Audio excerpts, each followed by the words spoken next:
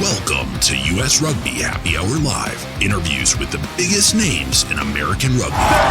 Consecutive MLR championship. And Team USA make history in Paris. USA Rugby is heading to Australia. Here are your hosts, Bill Baker and that other guy. Hello, welcome to US Rugby Happy Hour. And when we say Bill Baker and that other guy, we actually mean Bill Baker, that other guy, and very potentially the other guy's kids at some point during the next 40 minutes. It's okay. John Fitzpatrick, how are you, man?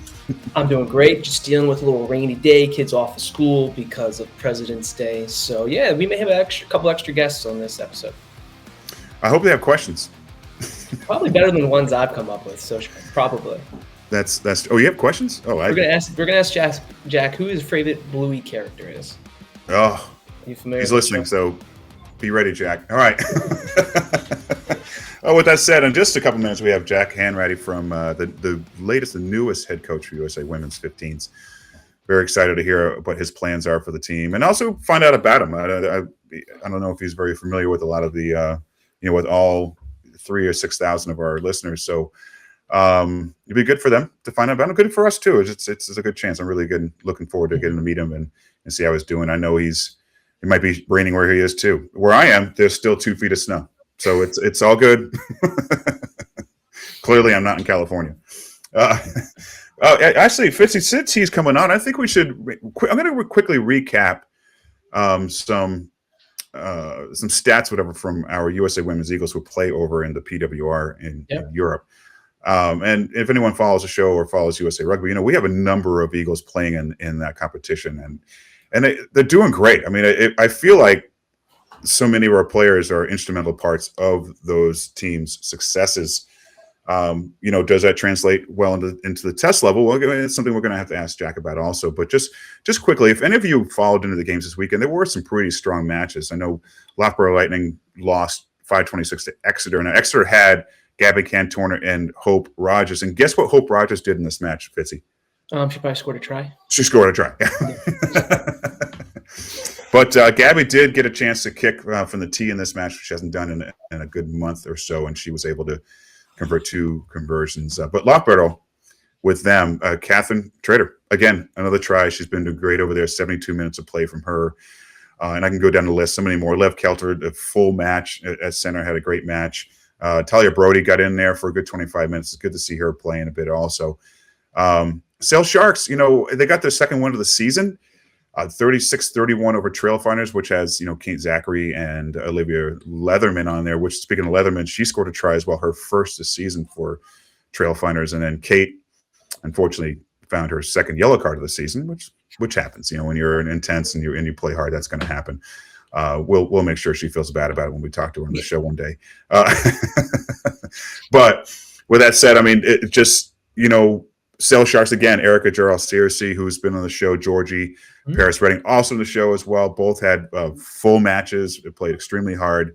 Their second win of the season, and good for them. They're not at the bottom of the table right now, but unfortunately they're close. Lottie Sharp, a good full match. That was a 6th start in the Saracens uniform this year.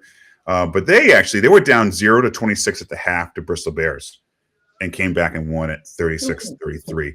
That's a hell of a second half, and that's how you turn it around, right? I mean, that's got to make any coach proud. Any coach. I mean, I don't know what you do when you're coaching kids soccer or kids rugby, but there's got to be something that makes you proud, and that's something like that, probably, right? You do a little reset button, reset, new 20 minutes. Yeah. Forget it. New game. Yeah. Just don't blame the coach, please. All right, and that's it. That's all I'm going to say about PWR. There were a number of Eagles not in selection, not in lineups this weekend, which is fine. That happens. Rest and whatever else. Hopefully everyone stays healthy, and hopefully everyone gets into camp healthy when they do meet in camp, which we will find out more about in a minute.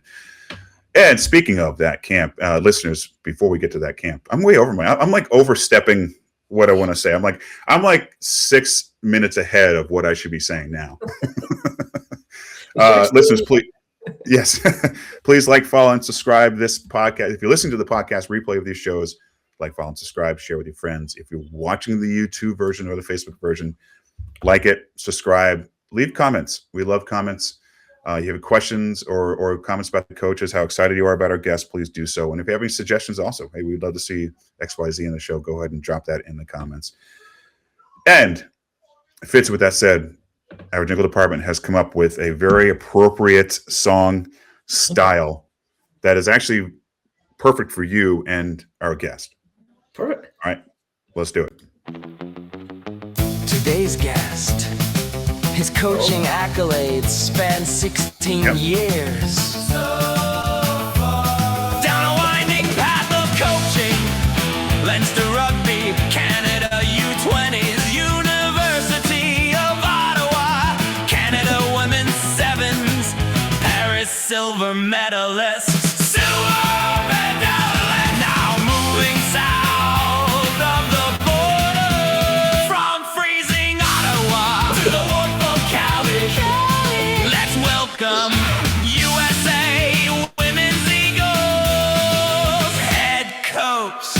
Jack Hanratty.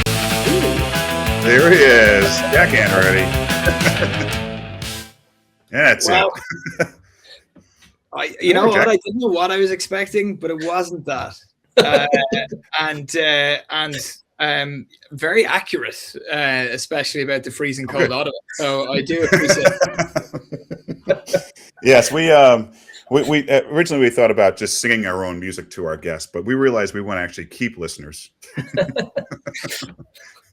Speaking of, hey, Jack, speaking of Ottawa, did you ever get into ice hockey much? I can't imagine that was a thing growing up back in Ireland.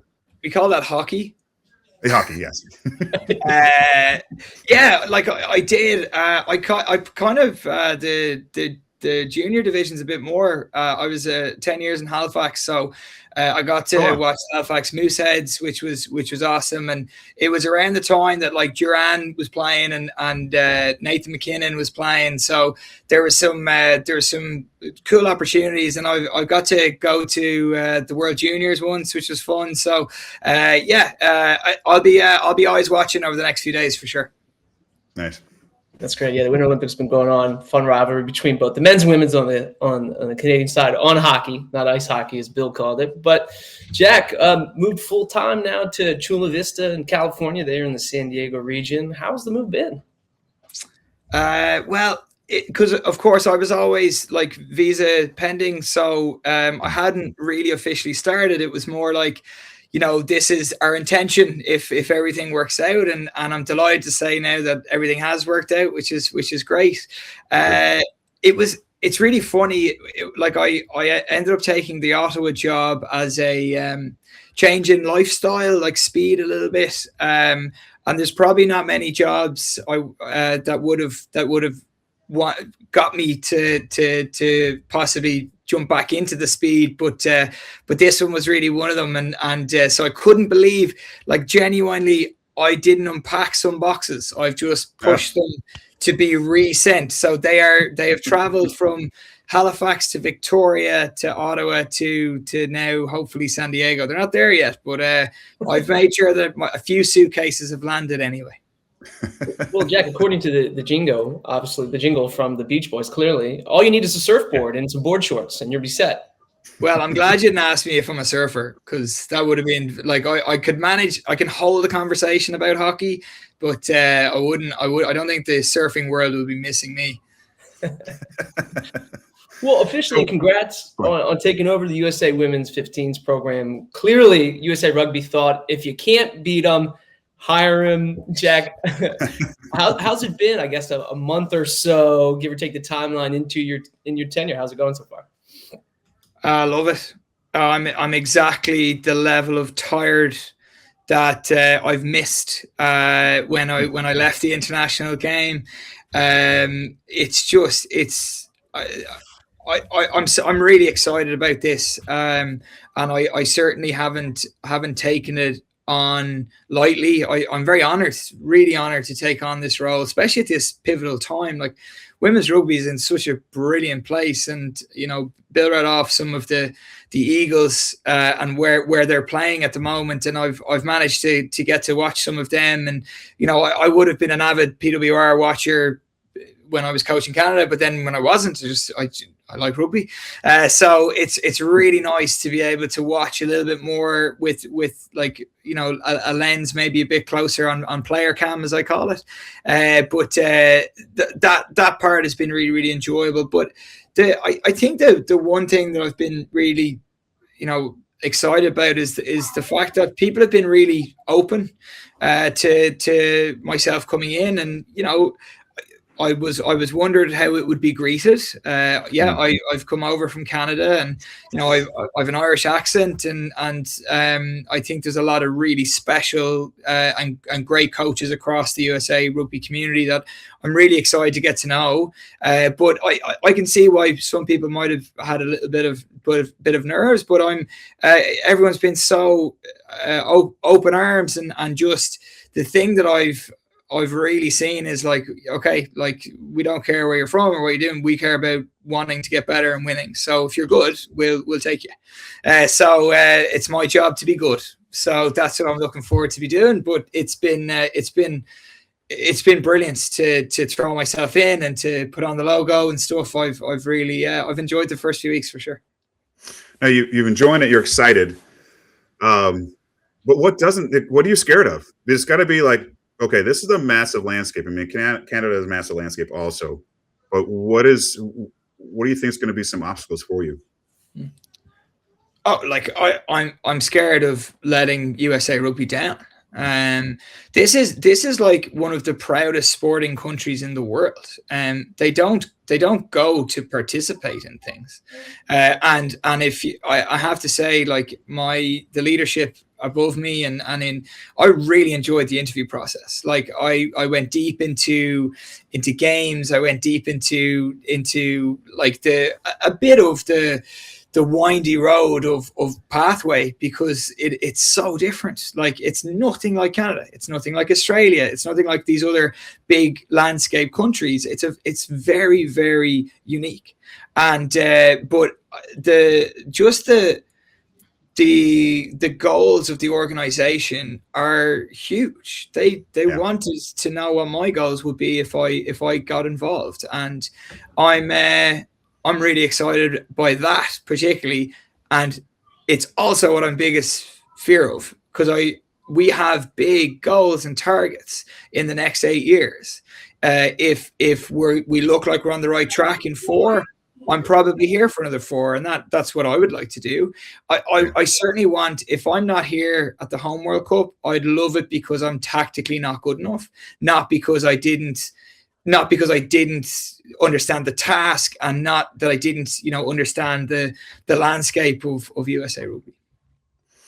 So actually, let's touch on Canadian rugby for a second, because dramatic fashion for USA Sevens program in the Paris Olympics to win that bronze, and that won't be forgotten for a long time. But got the upper hand, and you got the silver, or the team got the silver for Canadian women's rugby. First of all, how big was that for the women's program up there? And also, did Canada witness or have any kind of Alona Mar effect post-Olympics? I think the Alona Mar effect is everywhere. And it is the Alona Mar effect, and it's probably the most common question that I have, or like it's not like what's your most excited thing for the job. It's more like, have you met Alona Mar?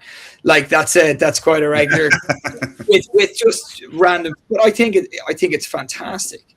The Olympics was an incredible celebration. I mean, it was a surreal moment coaching at Olympic Games, but when you're walking into 70,000 sellout 3 days to watch women's sevens, and I'd say this, it was in France, educated rugby people. There was booing, there was disagreeing with the ref, there was cheering for your team, there was picking another favorite team, and I suppose like we always as a group felt like we wanted to win a medal. We certainly had aspirations to do it. We had shown we started a year before ranked 9th. So not a lot of people were expecting us, but we believe we did. And when that moment happened in Canada, it was certainly celebrated because the team sports in Canada, where we probably weren't ranked as high within the organization of the Canadian Olympic Committee to get a medal like soccer or some of the basketball teams. So for us to be kind of the first team sport, it certainly felt like that Canada woke up to rugby again, but it then continued with the women's 15s as well with the World Cup, which is great. But to reiterate, I think the Alona Mara effect has not just been USA. I think it's been global. Oh, global, yeah. So, as Fitzy mentioned earlier about you being in Chula Vista, it's also the home, clearly, of USA men's, women's sevens programs. Do you foresee having a close relationship, collaboration with, say, the women's program and Emily Bidwell? Yeah, first of all, I've massive respect for Em. I always have really enjoyed competing with Em on the World Series, but and always found her to be a world-class coach. But my relationship with Em went back a long time ago because Em has been involved in USA Rugby for so long, and funnily enough, despite the accident, I was involved in Canadian rugby for quite a while. So we probably had a pretty positive working relationship of just organizing things. And I think one of the big things was like, we do need each other in terms of Canada and USA. Like it is an important thing. And so it's certainly not my first time to Chula Vista. And that was actually such a nice comfort. But like they're in a really strong place in terms of, I think some people thought because I was the sevens coach Canada that I was come over to do some sevens stuff ahead of LA, but like they're in a great place. Like and I was a sevens person for 3 years for sure, but I'm a 15s guy. Like that's where I came from, and I think some people probably just saw the Olympics and that was it. But our relationship is absolutely crucial for USA Rugby. We're not copy and pasting what the Red Roses do, even though they're clearly the best team in the world. We can't copy and paste what Canada does or Australia does. We need Eagles solutions for America's problems. And one of those solutions in my mind is, and I think for the organization, is that, it's not 7 to 15s, it's rugby players. Like we want the best rugby players in LA to win an Olympic medal. And I think 2 years later, we want the best team in Australia to try and get as far as we can in the Rugby World Cup. And that's not a negative thing. It's a positive thing. And there'll be a lot of like learning curves with that sort of things, like, because it is different and they're seen so differently and they have been and funded differently. And all those things are really important. But our relationship is absolutely vital. But, Em and I chat all the time, and I'm really excited to work with her, and I'm also really excited to learn from her because, you don't get to see that when you're competing against people. So really excited to, and, having Zach there, who I knew from, of course, the women's sevens as well. It'll be great to be around these professional rugby people and new professional rugby player and learn, but it's got to be one of our top priorities for sure. Jack, I want to touch on the USA versus Canada rivalry. I think it's pivotal and very good for rugby here in North America that USA and Canada have, both on the men's and women's side, they play each other. There's a good, healthy rivalry. Obviously, the players all know each other pretty well, right, in a number of different competitions. So, how emotional or personal can rivalry matches become, right? And how do you try and channel that productively for the players? Yeah, I think if you don't have rivalry, sport's not as fun, is it? Like, you want that part of it. And realistically, a rivalry can, no matter what, I think we saw in some of the men's Six Nations the other day, like rivalries can turn form out the window. And I think that it's really important. These rivalries are fantastic from the fan base, but more importantly, when I look at that game in particular coming up, I look at the fact that we get to challenge ourselves against the silver medal winning World Cup team, against quality athletes and quality coaching staff, because that's not where we are, but we want to be. So to want to be there, we need to challenge it. So I think it's a really important thing for the game. But for me, I'd much rather than looking at it playing against the rivals, I'm looking at it as we're playing against a team that got to play in Twickenham on that last day, while we didn't. And that's the way I think I'll personally look at it anyway. Mm-hmm. Yeah, I guess looking from Canada's perspective, from the 15s program, top 2-3 side in the world, what is your take on why Canada has been maybe more successful on the international stage over the last few years than, say, the Eagles? Yeah, I mean, obviously I was part of that coaching staff for a long time and really enjoyed it. First of all, you can't look away from how good Kevin Rouet is as a coach. I really enjoyed learning from him. I enjoyed coaching with him. We had battles for sure, but it was he sees the game in a really, really great way. But there's other coaches there as well that have done a great job. But listen, the best coach in the world can't do anything without good athletes, and there's a lot of good athletes there.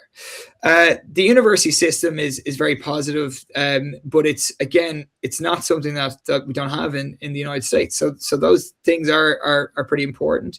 It just became really fashionable to play rugby. It was the best athletes like doing it. They got peak turf time, scholarships to universities, and winning breeds winning. There was definitely a bit of a knock-on effect from when Canada got to the World Cup final in France in 2014, and of course then they got the medal in Rio to start it off. So those things do have a bit of a domino effect, but I think it's a collective of a lot of things. But it's something that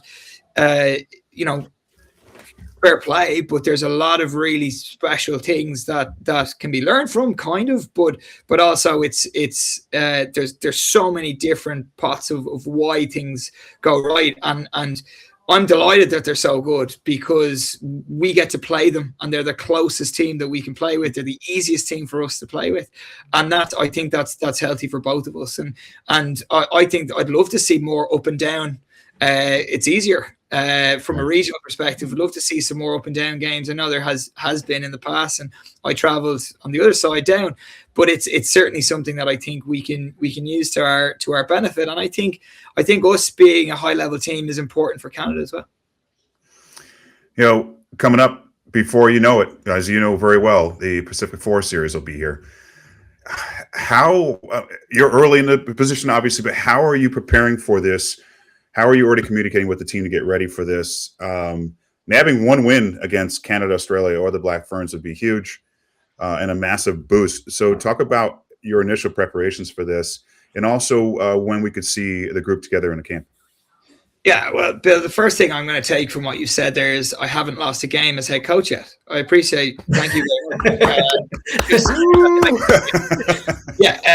Listen, the Pac 4 has been designed to a number of years. It's still not that old, right? The Pac 4 was designed to make sure that top countries got top competition, and that's what we want, isn't it? That's exactly what we want. I think there's time to play everybody, but having this in the calendar every year, I think it was a tremendous move by World Rugby. Of which, in fairness, the 4 nations needed this competition. They wanted it, and it's different. It's not a copy paste from the men's game. It is our guarantee of quality games this year, and we've got a lot more coming up, which is brilliant. It's hard. Now there is only one head coach that will be the same. So that's good. So Kevin is the only one that is remained in tenure, but I think there's no time to waste. So as soon as this opportunity came up, I didn't start working, but I definitely, I had to wait for the visa, but I definitely started building relationships.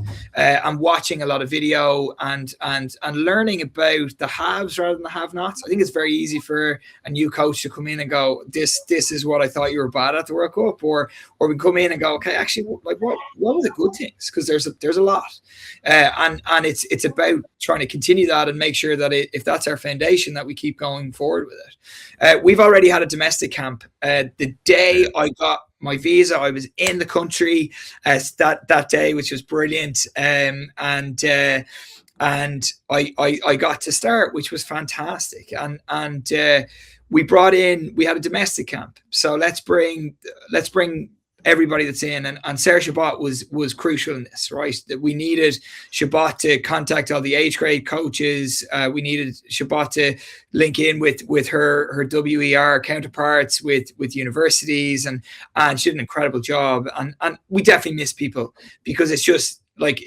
that happens. And it always does. But my whole thing is, like, as long as we have the next opportunity to prove us wrong, well, then it's okay at times, because we want everyone to get an opportunity if they want one. So in that camp, we brought in age grade coaches, like some of the pathway coaches. So people that have been involved with the Falcons, people that have been with the U20s, which has been great. And we were able to we were able to train hard, and it was really enjoyable. I think the athletes, I remember saying, going into session 3, I turned to the manager, Alana Gattinger, who's phenomenal at what she does, and I just said, this is a pivotal training session. And they're like, why? I said, because I'm a unique energy, and I don't know if people have bought in or not, staff and athletes. And we went into that training session because I'm very game based. I want the athletes to play the game. When we get together, I don't want to do things that they can do on their own. I want them to do things that you can only do with the best, to challenge them the best, to play the game with the best, to learn the laws of the game, to put pressure. Like, let's add pressure into this. And the domestic camp, we did probably more of a load than I'd probably intended, but because I was incredibly impressed with the domestic athletes. And what a brilliant thing. Like, let's take out the players that are playing in that professional leagues. Let's just focus on what's available across. We had 35 players. We had a hard, and when the last time they played rugby, it wasn't the week before, for the majority of them. And we'd one rolled ankle by the end of camp. I mean, they felt it. It was a hard load, but I was so impressed with either what they do as individuals on their own, and the discipline that they must have, or the support and framework that is already existing in the United States. That was the biggest win for me, was just that, for them to come in, and we can always be fitter, we can always be stronger, but for them to be so open-minded and play the game, it was fantastic. And I don't think it's a wild thing to say there was players there that uncapped that I would say after Pac 4 will be capped, like I think, or this year. But like, there's players there that I think will challenge, which is really great. And actually, we have next at the end of February, we have our next week I'm going over, and we will have a UK based camp, and that's for everybody from France, Ireland, England, Scotland, Wales to come in. And I think, realistically, is it better to fly everybody over to the States, or is it better for 2 or 3 of us to come over? And I think 2 or 3 of us to come over is the real big one. And it'll be totally different, because in the States they needed to play rugby. That's the one thing in their daily training environments that they're not having right now.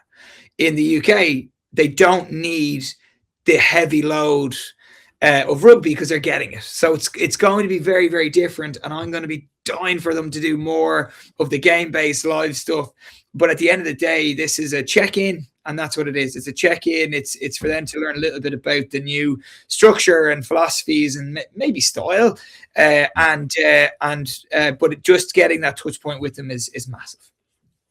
You talked about a few minutes ago, a while back, you talked about already getting ready for the long-term vision as far as World Cups and Olympics and whatever else, for the Sevens program, obviously. But let's just, generally speaking, hopefully you've thought about this already. If not, it's okay. What does success look like to you for the program in the next 1 or 2 years? Yeah, I think 1 or 2 years is very different to 8. You can't, like, I can't dictate right now today how our style of play is going to be in 4 years' time. And because I have to respect the Eagles athletes. Like, I have an idea how I like the game being played. I have coaching philosophy, and I've got a style of how I coach in training sessions and stuff like that. But I think it's very unfair to come in and say, "Hey, Eagles, this is the only style I think I like to coach, so this is the way we're going to play." I think what I'd like the next 2 years is for the athletes to explore the game, like genuinely explore the game. We can tell them what to do. Hey, go do this. But, like, I don't think, like, at the end of the day, I'm in a coach's box in 4 years' time. I'm in a coach's box at Pack 4 in it's getting close, in only a couple of months' time. So, like, I would like to, essentially, if I'm to move it in, I'm a big story image guy, and it's really annoying, and the athletes are probably going to hate it. But, like, realistically, it's our job as coaches to buy all the ingredients. It's their job to make the meal, that we got to work together on that in a big way. And I think in the next 2 years, like, if we don't win a game, don't get me wrong, I want to win every game. Like, I'm not going into any game not to win, but like, the KPIs won't be the final scoreboard for me to make sure whether we're, like, it's what we want, but it's not the be all and end all. And we have to understand that if we don't win, well, then actually, okay, if we win, we celebrate it, but we find out why. And it's really important to do the same assessment when you win and when you lose. And when you lose a game again, our KPIs of what we set up, was this the performance that we're very proud of? Like, because there's always context. Another team gets 3 red cards, you win a game. Okay, is now everything rosy? Like, is it brilliant? Mm-hmm. Or do we have to look a little bit different? So I think for me, we have to be patient personally, and I have to understand that maybe things won't happen overnight. And the biggest thing for this is there's been lots of, you told me the newest head coach, they've had a lot of head coaches. And that's reality. I'm not calling anybody out there. And Sione had this job for 2 years, which means Sione was cramming for 2 years, for the World Cup. We have to have a 4-year mindset and another 4-year mindset. And that will be also new to the athletes. And maybe things will be done a little bit differently. Maybe we've smaller goals in camps instead of, like, let's get all the answers straight away. And that will be challenging for both staff, myself, for the athletes as well. But I think in 2 years' time, success we'll know internally, and hopefully, like, especially with you guys having the outreach you do in USA Rugby, that, like, we also inform the rugby public. But what I don't want is to make excuses. Like, this is a program that wants to win. And when we get to World Cups, we don't want to be home early. Mm-hmm. We want to be there. And I think it's okay to say out loud that we want to win the World Cup. Yeah. Like, saying that out, like, we're not there. That's okay. We didn't. But out loud, let's say it. There was a group that won it before wearing the Eagles logo. We want to do it again. Jack, speaking of programs that have a pedigree of success, obviously you formerly were the head coach of the University of Ottawa program. They've been a great pathway for Canadian internationals, and you were touching on this a little bit earlier. But obviously, there's a number of quality college women's rugby programs here in the U.S. This might be a big question to try and tackle, but can that U.S. college system, can it kind of do the same and help funnel up the players to that next level? Sure can. I mean, and it does. Don't get me wrong. Like, I mean, like, you can go back and you can look at the athletes that have paved the way, that have worn the Dartmouth or the Harbours logo or the Linwood logo or Life, like, with the program that they have at the moment. Like, it is there. And I think it's just, there's just so many pathways. They could come from anywhere. And I suppose one of the things that I'll need to learn is like, I need to build relationships with the community in a massive way. Like, that's going to be really, really important, because, like, I won't get to see the country is so big. I won't get to see everybody, every athlete, and we need to rely on rugby people. And how do we rely on that? Like, the best need to play the best, because you can confirm that you're good in an 80-point win, but like the closer we can bring those any pathway that we have, it just needs to be best on best as much as possible. And those tight games, because at the end of the day, like, why didn't we get to the quarterfinals? We drew a game that we needed to win. How many of those games do we have? How much of that preparation do we have? And what's going to be the best pathway for the Eagles? There's not going to be a best one. We're going to be open to all, but it's about whatever pathway can make the games as relevant and as pressurized as possible, where you learn to kick with 15 people charging at you. You learn how to finish a game with someone in the bin. You learn how to needing a try in that last 4 seconds of a game. Those are the pressurized moments. And I think one of the big learnings that I've had in all my research is going through all the collegiate, every division, and just counting how many close games was there. Because I think that's what breeds like rugby IQ. Because at the end of the day, I think we've set ourselves targets of things, and one of them is to be a really intelligent rugby. And you only get that through. Personally, I think the best way to get it through it is high pressurized moments in games.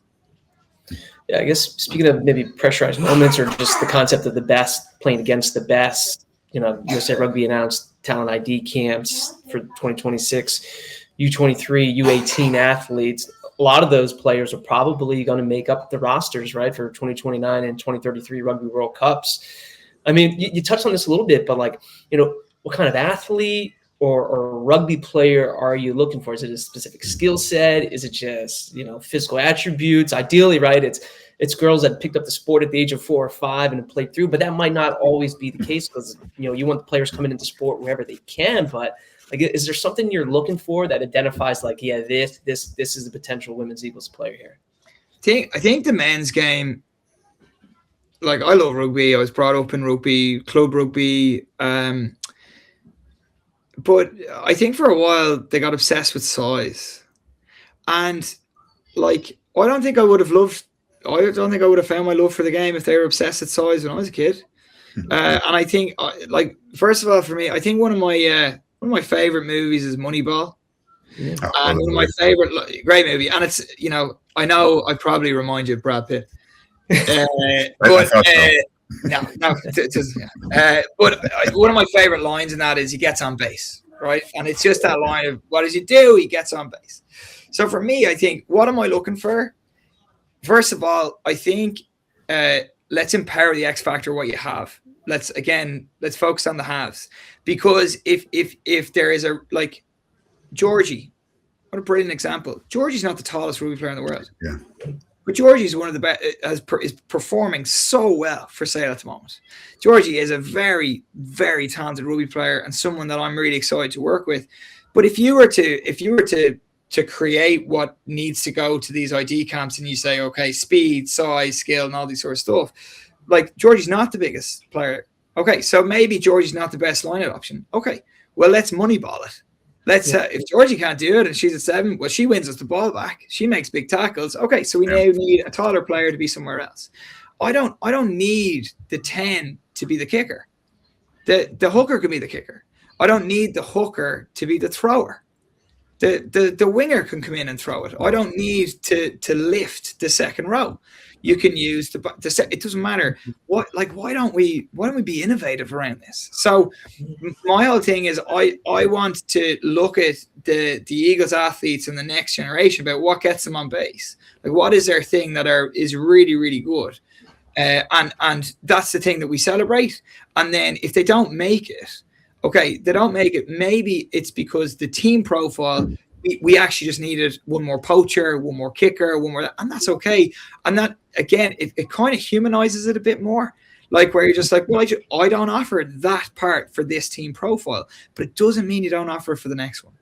And that's the thing for me is, don't, like, let's judge a book for like by the cover. Let's actually dig deep into, well, actually what do they do provide? And I would love everyone to learn how to kick, to pass off the base of a ruck, to offload, to tackle, to scrum, to line out throw.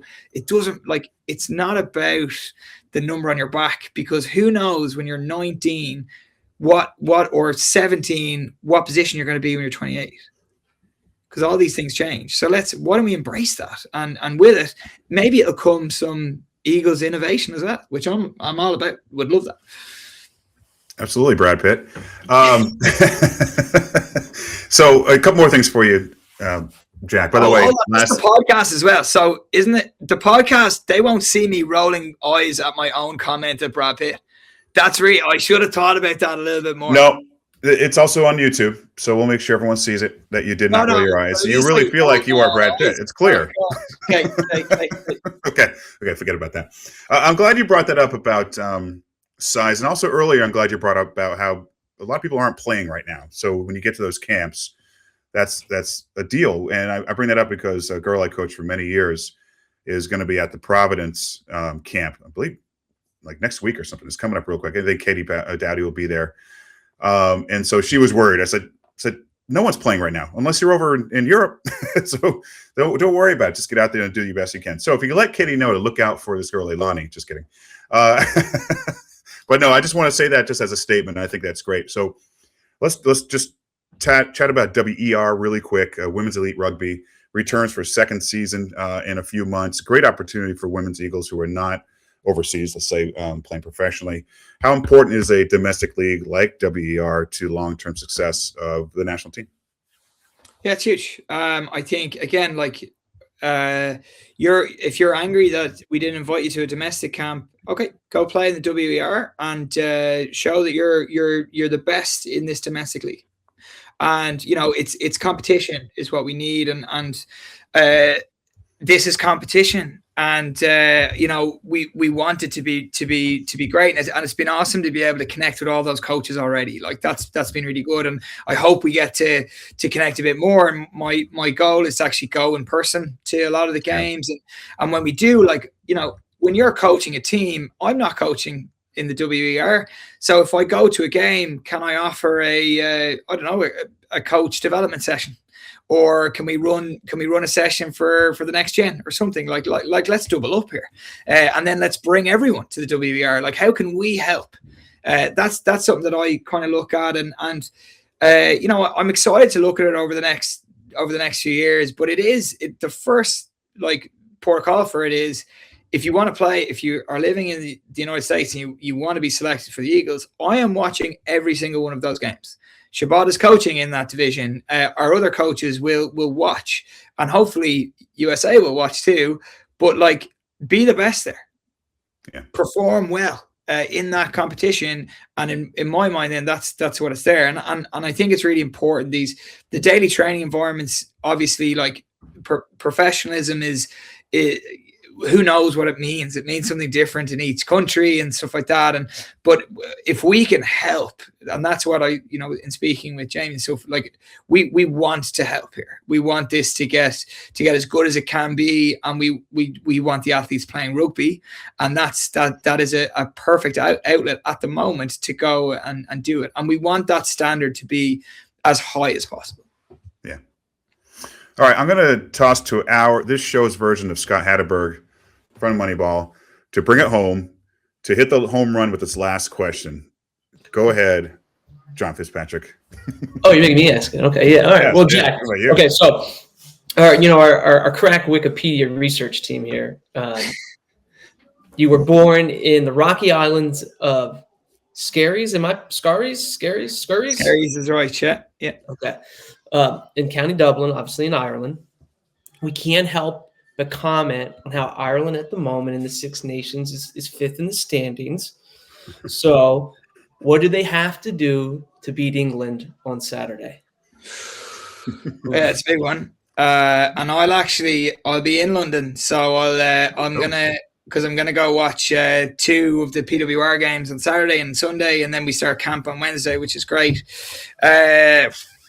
what do they need to do? They need to play like Scotland did for the first 20 minutes, I think is what it is. It's so funny. The Irish rugby supporters, Ireland, they were never good when I was growing up. Like, we were fine. But if you got 2 wins in the 5 or 6 nations, you were feeling pretty good about yourself. Then, like, over the last 5 years, we got good, and Ireland started performing in a big way in the men's in particular. And it was now, of course, a couple of losses and like the whole thing is done. Like everyone is freaking out, and it's funny. I enjoy watching it. But it's so funny how I've moved from like that passionate like hockey supporter to now just like, what can I steal? What can I steal from them? And like if you give me a choice of Ireland beating England on Saturday or us getting a couple of wins at Pac 4, I know which one I'll be taking. Ireland, I'm assuming. Okay. Jack, this has been a blast. Appreciate it. Actually, do you ever watch Shoresy? Are you familiar with Shoresy? The hockey show out of Canada? No.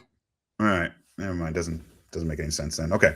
We need a TV show about rugby. It's a funny comedy show out of Canada, no, I know what it is. Yeah. Oh, yeah. We need a rugby version of that in this country to grab more attention. All right, anyway, man, thank you so much for giving us your time. We're really excited to see what you're going to do with this team. 4 years, 8 years, whatever it's going to take for you.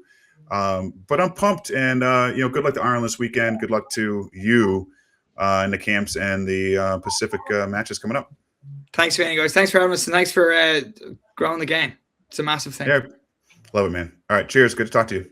Thank you. All right, a lot of references to many of the shows there. Brad Pitt.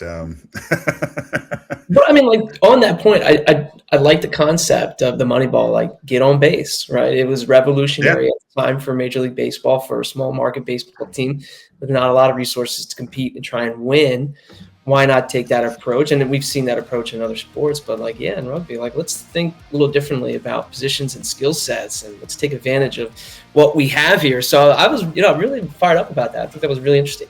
Yeah, this is a great comment. Yeah. All right, let's leave it there. Thank you all for listening. Check out the podcast replay of this as well if you're watching this on YouTube. And again, share it, follow, and subscribe on YouTube and our podcast replays. Thanks again, everybody. We'll check in again next week.